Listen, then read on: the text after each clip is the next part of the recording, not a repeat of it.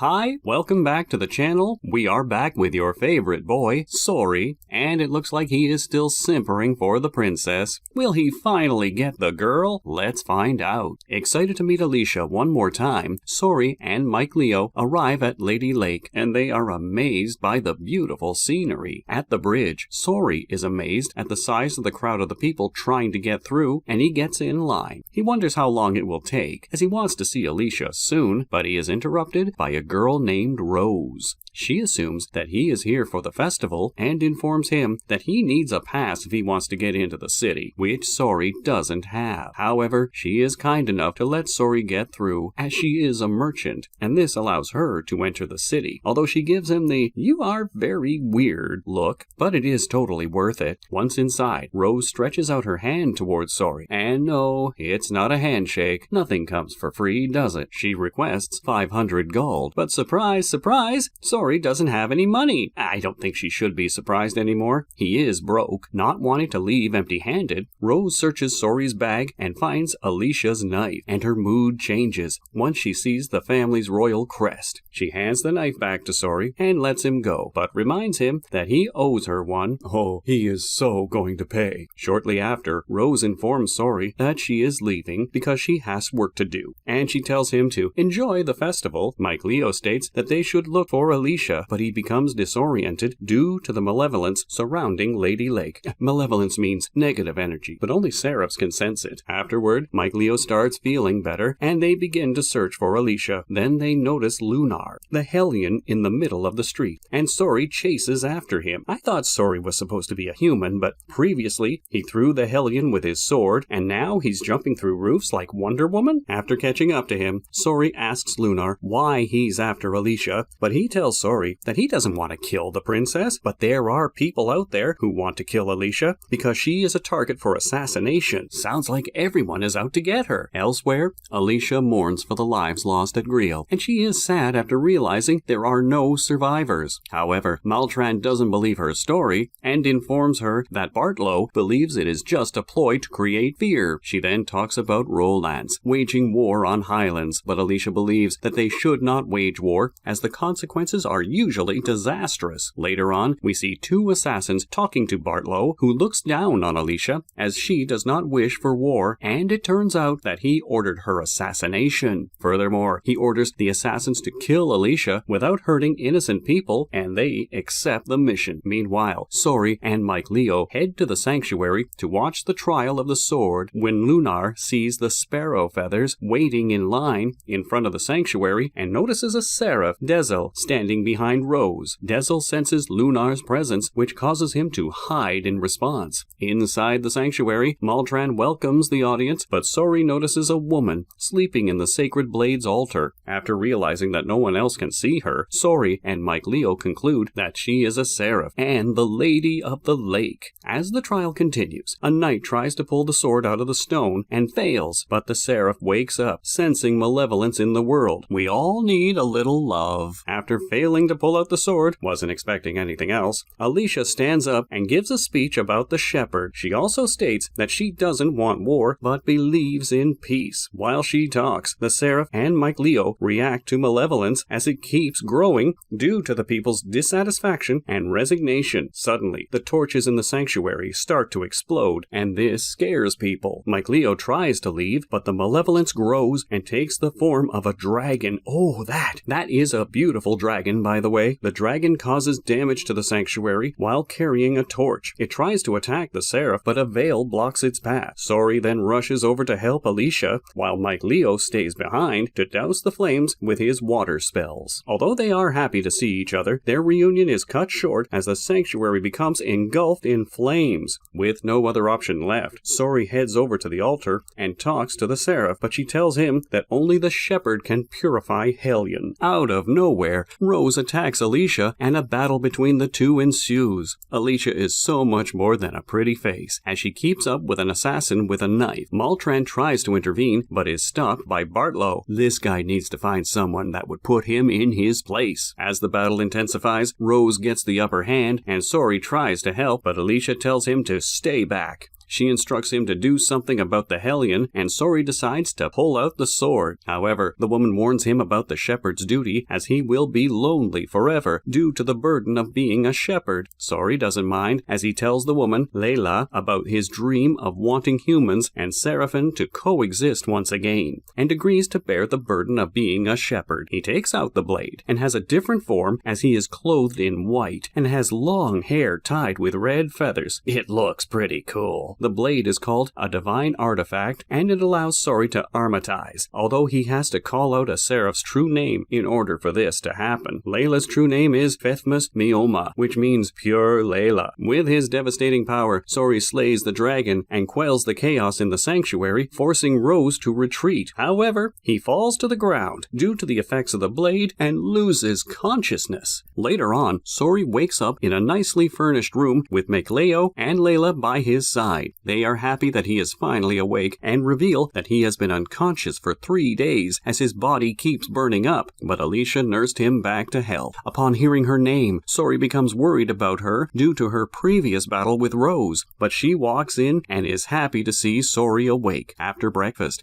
Alicia thanks him for his help in defeating the dragon and gives him the cloak of a shepherd. Sori soon starts talking to Layla, but Alicia is unable to see the seraph, and this makes her sad. Layla tries to think of different ways to make Alicia feel her presence, but it all fails. However, Alicia finally hears Layla after Sori holds his breath and concentrates on the seraphs. Layla talks to Alicia and informs her that she has a good heart, but they are interrupted by Sori, who breaks the connection by breathing. Sori starts to wonder if there was another way to establish a connection between humans and Seraph, prompting Layla to reveal that once his powers grow, he would no longer need to block his senses. Afterward, Alicia reveals that she has to go to Roundtable Palace and takes them with her in a carriage. On their way, Sori looks out the window and sees flags hanging around the city that weren't there before. Alicia then informs him that the people of Highland are celebrating his arrival as the savior of the world, and this makes Sori nervous, and Mikleo teases him about it, even though he looks glum. At the palace, Alicia bids Sori and the seraphs goodbye, but he starts feeling sick as soon as she leaves. He reveals that although the carriage ride made him nauseous, he has been feeling very sick ever since they arrived in the city. Layla reveals that it is due to the malevolence of the city, and he can now sense it because of his powers. Sori then reveals that he can sense a separate malevolence and figures out the location after concentrating on the source. Soon after they arrive at an ancient ruin, and Layla is worried about Sori's health, but he assures her that he is fine. Meanwhile, at the palace, Bartlow asks Alicia to hand over Sori to the council, as they want to have him under their control, but Alicia rejects their request. Back at the ruins, Sori finds a way into the ruins after discovering a secret button that unlocks the door. Inside, they spot a stone with a crest of Highland imprinted on it, which makes Sori realize that he forgot to return Alicia's knife to her. Mikleo then reveals that the knife could unlock the seal, and the crest starts to glow as soon as Sori places the knife on it. The crest opens a door, and the group decides to explore the mysterious room. Inside, they notice a dragon statue, and Sori notes the malevolence is very strong in this room. Mikleo reveals that dragons are the incarnation of calamity, the messenger of destruction, and a symbol of bad luck. While they try to figure out the source of the negative energy, they are attacked by a giant bat hellion from above. Mikleo counters the hellion attack with his twin flow, but the beast is unaffected by the attack as the beast splits into a swarm of bats. Not gonna lie, that was pretty cool. Sori attacks the bats with Layla offering her assistance, but the hellion bats are too great in number. They almost defeat Sori, but Mikleo comes to his rescue. Layla then comes up with a plan. She decides to purify the bats, while Sori distracts them with his attacks. The plan works perfectly as Layla uses tornado fire to destroy the bats. After the battle, Layla reveals that she can always go back inside him if he needs space, and demonstrates this by trying to enter him after turning into a ball of fire. However, this causes Sori to break out, and he tells her to stop. Despite defeating the hellion, the presence of malevolence is still present, and the group decides that the negative energy is emanating from the hallway. Although Although the hallway is dark, Layla lights up the hallways with a paper sheet, but did not see that coming. Inside, they discover that the ruin is filled with lots of corpses, as they were killed secretly for rebelling against their leaders. Due to the circumstances of their death, the victims' hatred and regret formed into malevolence, and became hellions once the corpses decayed. Sori finds it horrible, and wonders if Alicia knows about this, but Layla assures him that she does not know about the ruin. After figuring out that Layla brought him here on purpose, she reveals that his duty as a shepherd is to defeat the Lord of Calamity, even though he is still weak to destroy the Lord. She tells Sori to find a way to defeat the Lord of Calamity by traveling around the world, but he doesn't seem sure about leaving Alicia behind. Soon after, the ruin starts to collapse, and the malevolence has already seeped into Lady Lake's land, but Mike Leo saves them, and they escape the ruin. On their way out, Sori is almost crushed by the dragon statue, but the Seraphs manage to save him. Sori wonders if malevolence is the cause of the storm, but Layla reveals that there is also something much stronger causing this. Outside, Sori sees a tornado building outside the city, and he has his serious face on as he prepares to face the storm. The episode starts in a dark and grim place. A woman, Velvet Crow, with long black hair, golden eyes, and ragged clothes, suddenly attacks a werewolf with her strange red arm. Her arm has the ability to absorb her enemies, and she does this in an awesome manner. After absorbing 2 werewolves, Velvet falls to the ground, and a weird blue circle glows beneath her. She explains that the world became like hell, as the people and animals have become very different. She also reveals that her heart has been frozen, and only has hatred for one man, even though she is in prison. Wouldn't want to be that man. Oh. Suddenly, a woman who is a seraph jumps down from the prison. She scans the area, but Velvet attacks her violently. She grabs the mysterious woman's face with her bandaged arm, but her arm starts incinerating, making Velvet stop her attack. Velvet then asks the Malak woman where that man is, but the seraph ignores her, and this makes Velvet angry as she grabs the woman by the throat. She asks Velvet if her hatred for that man runs deep, but Velvet wonders why the man's Malak, Ceres, is in prison. Ceres reveals that she broke several barriers in order to reach Velvet, and the exorcists are bound to notice. She breaks Velvet out of prison, and they defeat a group of soldiers who try to stop them with their amazing power, which surprises Ceres. They sneak into a room that is guarded by an exorcist, and Velvet puts on her default getup. She finds her weapon, a thorn blade, and prepares to fight her way out. While they talk, Velvet spots a Tempest blade and wonders how the sword got here. However, she refuses to use the blade, and Ceres informs her that the world has changed since she was imprisoned 3 years ago. She reveals that the Abbey and exorcists are against demons. Velvet is a demon due to her corrupted arm. Velvet doesn't seem to care about words. She points the sword at Ceres and asks for Artorias' location. Ceres tells her that he is in the capital of Midgard, Rogres, and Velvet walks off with the sword, but Ceres stops her, stating that there are exorcists outside. She then asks Velvet if she's okay with not knowing what she saw that night 3 years ago, which causes her to have a flashback of her brother being eaten by a dragon.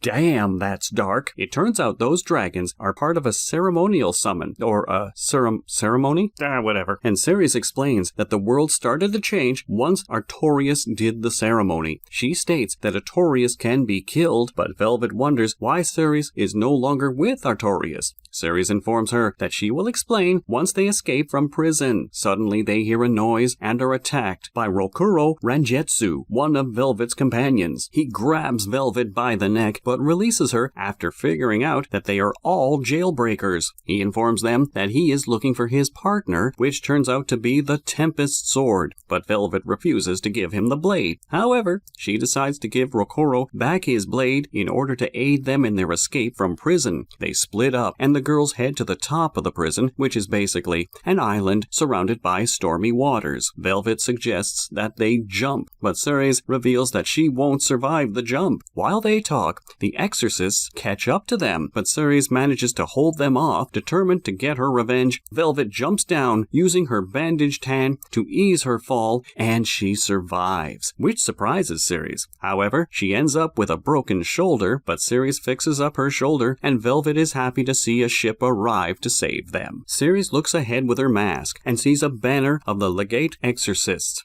She is surprised as Artorias is on the ship and asks Velvet if she's prepared to still fight and push forward even though legates are stronger than praetors. An unfaltering Velvet is determined to have her revenge and states she is prepared. As they leave, I hope you enjoyed watching it. If this video is the most popular of our latest collection of recaps, we will make a part 3. Let us know what series you want us to recap next in the comments below.